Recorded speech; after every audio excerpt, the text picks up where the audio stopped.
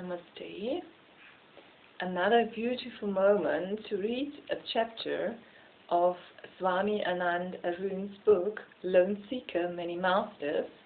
This time it is the 13th chapter and it is about Shri Aurobindo. So please enjoy. You can sit down or lie down and listen to my voice as you listen to the sound of running water. And then, through the presence of my voice, the presence of Shri Aurobindo might touch you. At least it always touches me when I read the book. So, Shri Aurobindo. A sadhaka is free from the traps of the worldly desires that the world runs after. The fulfillment of worldly desires dwells in the crowd, while a free soul quenched its spiritual thirst away from the world, immersed in the bliss of numinous solitude. I will show you the photo of Shri Aurobindo. So, on August 15, 1947, India attained independence from the British Raj. 75 years earlier, on the same day, it had given birth to Shri Aurobindo, a great yogi and a spiritual reformist who was one of the pioneers of the Indian independence movement. Aurobindo's father, Dr. Krishnadan Bose, was a professional doctor in England. Aurobindo's father, Dr. Krishnadan Bose, was a doctor in England. Krishnadan was so influenced by Western culture that he wanted to rear and educate his child according to Western standards. So Aurobindo's entire upbringing, including his education, happened in England. When he was 5, he was sent to Loreto School in Darjeeling, and when he was 7, he was sent to England. He spent the next 14 years studying at a school in Manchester and later attended St. Paul's College, Cambridge. Later, in 1892, he received the top marks for the main paper of the Indian Civil Service examinations. By then, he had already become well acquainted with the freedom fighters of the Indian independence movement, and an intense nationalistic fervor and patriotism had awakened in him. He refused to become the administrator of the English establishment by deliberately skipping horse riding competition, which was the final part of the test. Instead, he became an active member of Lotus and Sword, the revolutionary semi-underground organization based in India. It was during this time that he met Maharaja Gaekwad of Baroda, who urged him to return back to India for good and work for the government of Baroda while continuing to help the Indian independence movement. In 1893, Shri Aurobindo received his degree and returned back to India. For the next 9 years, he served the Baroda government. During this time, he also got acquainted with Indian culture, yoga, and the Indian freedom movement. While he was still stationed in Baroda, Aurobindo married 14-year-old Mrinalini Devi. During this time, he also became close with the leaders of the Indian independence movement and was active in organizing armed rebellion against the British rule in India. As his political aspiration deepened, his interest in meditation and spirituality matured too. Due to the sanskars of his past life, in spite of his hectic schedule, he started managing time for inner exploration, and his search for a guru led him to Vishnu Bhaskar Lele of Maharashtra.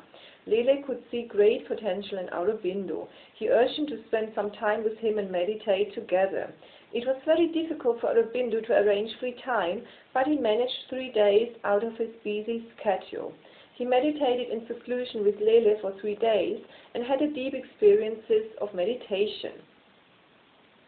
He experienced a state of thoughtless consciousness and realized that he was a witness, a state that often takes years for a normal meditator to achieve.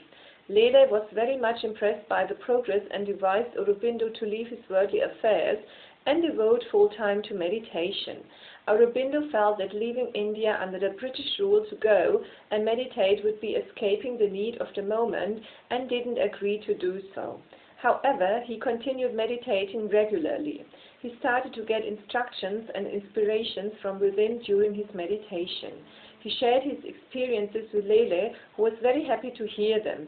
Lele told him, "If you have full faith in your inner voice, then you don't need any advice from outside." In 1906, Aurobindo left Baroda for Kolkata, which was a fertile ground for the revolutionaries. He had accepted the post of principal at the Bengal National College, but spent most of time encouraging the revolutionaries, editing pamphlets and newspapers, and supporting organizations. In 1908, the family of Kingsford, the British governor of the area, was assassinated in a bomb blast. Aurobindo was one of the prime suspects. In May 5th, he was arrested and put in Alipur jail. Initially, Aurobindo had been disheartened, but when he started to meditate in the jail, his inner voice said, "Just wait and watch." The message immediately restored his peace and calm. Since his political and professional career had hindered him from exploring the deeper aspects of yoga and meditation, he found out that his arrest had been a blessing in disguise. He had had a lot of free time to devote to his spiritual quest now. He spent his days studying the Gita and the Upanishads and meditating. In his books, Aurobindo has time and again expressed his gratitude to the English for keeping him in the jail for a year. Had it not been for his arrest, he would have never been able to immerse in deep meditation. In Alipur jail, among other things, Aurobindo experienced levitation of his body. He also heard instructions from Swami Vivekananda continuously for 15 days, although it had already been 6 years since Swami Vivekananda had left his body. By meditating in the jail, a lot of his dormant cities also awakened. There was a Kadamba tree right in front of his cell. Shri Aurobindo had the darshan of Lord Krishna, who too advised him to leave all other work and devote full time to his meditation. Aurobindo was still worried about the independence movement. Krishna assured him, "You just meditate in solitude, I will take the responsibility of India's freedom. The independence of India will come as a gift on your birthday." 1 year later, after Aurobindo was released from the jail, the talented revolutionary and fiery writer had transformed into a peaceful, content yogi. After coming out of the jail, Aurobindo gave a very heart-rending and historically significant speech in a spiritual conference in Uttarpada, a town near Kolkata. It is now famously referred to as the Uttarpada speech. In this speech, Aurobindo was clearly explained about the experiences and insights he gained during his stay in the jail. He said, "Going to the jail and coming out of it were both a part of an existential plan. The purpose of the jail life was to detach me from my strong attachment towards politics." His speech also related the vision he had of Lord Krishna, in which Krishna has said, "India's main problem isn't political, it is spiritual. The prevailing foreign interference is simply a consequence of the spiritual cowardliness and lack of spiritual favor. You all have to revive and re-establish the authentic spiritual values of Hindu wisdom in the world." Lord Krishna had indicated that a new leader was now ready to spearhead India's political independence, referring to Mahatma Gandhi. It was his prison experience that propelled Aurobindo to take the bold decision to abandon politics in order to continue his spiritual journey. The chief disciple of Swami Vivekananda, Bhagini Nivedita, had become Aurobindo's political and spiritual assistant. She told him that the British were planning to re-arrest him and advised him to leave British India. I feel that it was Vivekananda's love for Aurobindo that manifested in Nivedita's words. Aurobindo got a similar guidance from his inner self as well. Immediately he left Bengal for the French colony of Pondicherry in South India via Chandragarh and arrived there on April 4, 1910. In ancient times, the mystic Agyastha Muni of North India had also made Pondicherry his last destination. It was from there that he had propounded Vedic culture in South India.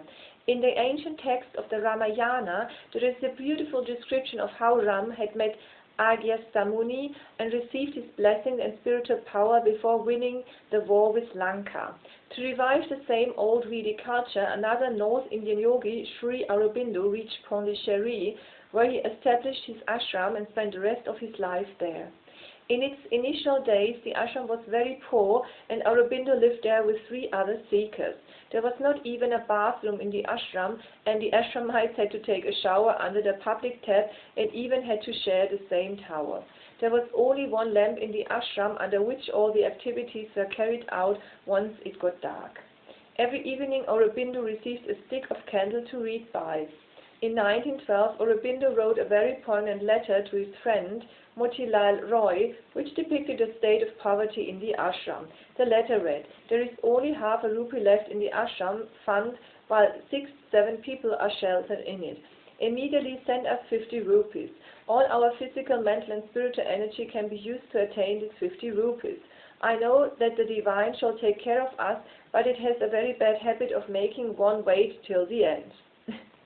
In 1914, French couple Paul and Mira Richards arrived in Pondicherry. Later the same Mira Richards became known as the Mother. As soon as she saw Aurobindo, she realized that he was the same yogi that she had been seeing in her visions throughout her life. Every Sunday, the Richards invited Aurobindo and his disciples for dinner. That was the only time in the week they would get to eat a full sumptuous meal and drink fine French wine. Despite his high yogic state of consciousness, and unlike most Indian yogis, Aurobindo used to eat non-vegetarian food and drink alcohol. As he came from a Bengali family and grew up in the West, this was a normal practice for him. Ramakrishna and Vivekananda also came from Bengali families and used to eat fish regularly as a part of their diet.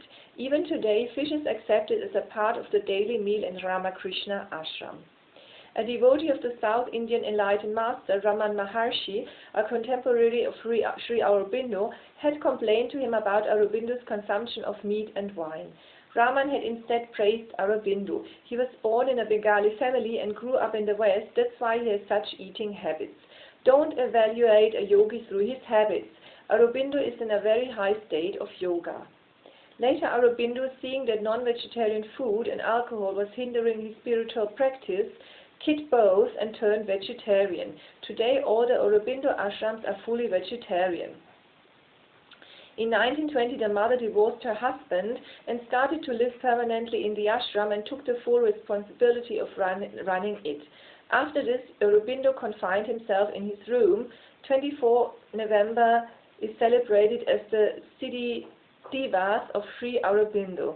It was on this day of 1926 that the supramind consciousness descended on him. Aurobindo left his body on December 5th, 1950. He was buried 4 days later in the ashram compound. Aurobindo had refused the post of the president of the Indian National Congress in 1907 and later refused to be the first president of the independent India. Aurobindo felt that the main reason for the misery of man was his spiritual unconsciousness and made efforts throughout his life to uplift human consciousness and to make arrangements to descend the supramind consciousness to the earth. In the last 24 years of his life, Aurobindo came out of his room to give darshan to his disciples only 4 times a year. The time he spent alone in his room is steeped in mystery. He says meditation is for those who can come out of the society and the world and travel the lonely journey towards the unknown. Prince Siddhartha left his wife and palace at midnight and also set out on his spiritual journey all alone, because this path is very personal and its destiny is also dependent on one's being. A sadhaka is free from the traps of those worldly desires that the world runs after. The fulfillment of worldly desires dwells in the ground, while a free soul quenches its spiritual thirst away from the world, immersed in the bliss of numinous solitude. Yeah. With this beautiful words of Shri Aurobindo, I want to finish the chapter. Namaste.